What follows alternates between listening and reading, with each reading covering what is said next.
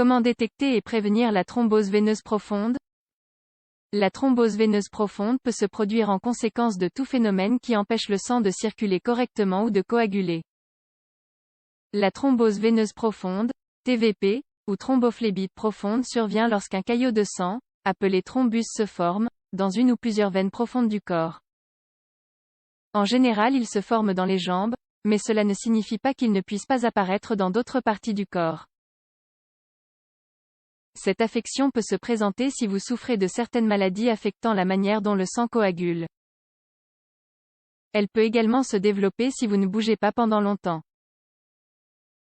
Un exemple de ces situations peut être après une chirurgie ou un accident. La thrombose veineuse profonde est un trouble grave. Les caillots de sang qui se forment dans les veines peuvent se déplacer dans le flux sanguin jusqu'à arriver au poumon. Une fois arrivés dans cet organe, ils peuvent interrompre le flux sanguin et déclencher une embolie pulmonaire. De même, les caillots peuvent migrer jusqu'au cœur. Dans ces situations, un infarctus du myocarde peut survenir. Comment se déclenche la thrombose veineuse profonde? Le sang qui va du cœur au pied circule par les artères.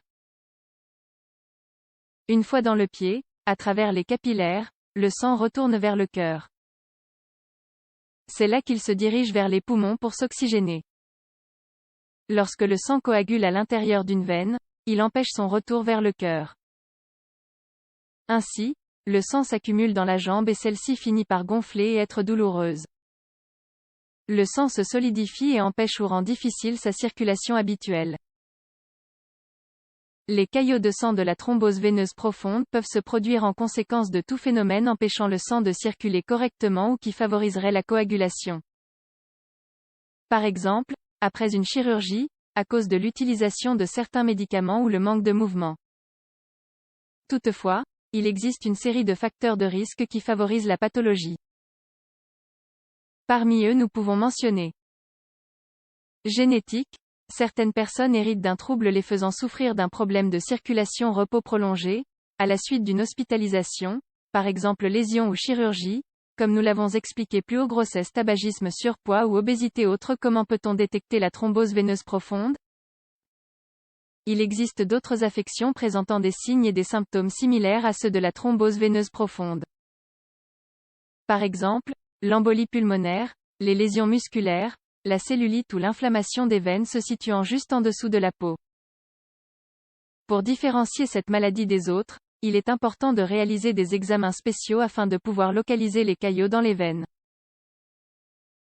Ci-dessous, nous allons vous expliquer certains de ces examens. L'échographie Doppler. Il s'agit d'un examen qui utilise des ondes à ultrasons pour générer des images dans le but d'observer le flux sanguin dans les veines. Il peut détecter des blocages ou des caillots de sang dans les veines profondes. Cet examen par image standard est utilisé pour le diagnostic de la thrombose veineuse profonde. Examen du dédimère. Cet examen consiste en une analyse de sang mesurant une substance qui se libère dans le sang lorsqu'un caillot se détache. Si le résultat est négatif, il est alors probable que le patient ne souffre pas de cette maladie et vice-versa. Phlébographie. Il s'agit de l'examen le plus précis pour diagnostiquer les caillots de sang. Toutefois, il s'agit d'un procédé invasif, ce qui signifie que les médecins doivent avoir recours à des instruments pour manipuler le corps. C'est un type particulier de radiographie qui nécessite l'injection du matériau de contraste ou la teinture dans une grande veine du pied ou de la cheville afin que le médecin puisse voir les veines profondes de cette extrémité. Résonance magnétique et tomographie assistée. Il s'agit de deux examens offrant des images qui aident les médecins à diagnostiquer et traiter diverses affections. Sur ces images, nous pouvons observer les veines et les caillots. Toutefois, ces examens ne sont pas très utilisés pour le diagnostic de cette maladie, mais il reste un recours accessible en cas de besoin. Cet article va peut-être vous intéresser.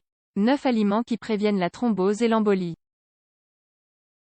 La prévention de la TVP consiste à améliorer le flux sanguin retournant au cœur. Pour cela, il est important de consulter votre médecin afin qu'il vous recommande une série d'exercices. Il est également recommandé de mettre les jambes en l'air afin de faciliter la circulation. En ce sens, vous pouvez relever la partie du matelas sur laquelle reposent vos pieds afin de dormir dans une position légèrement relevée. Si vous êtes fumeur, essayez d'arrêter. Le tabac est un facteur de risque pour de nombreuses maladies.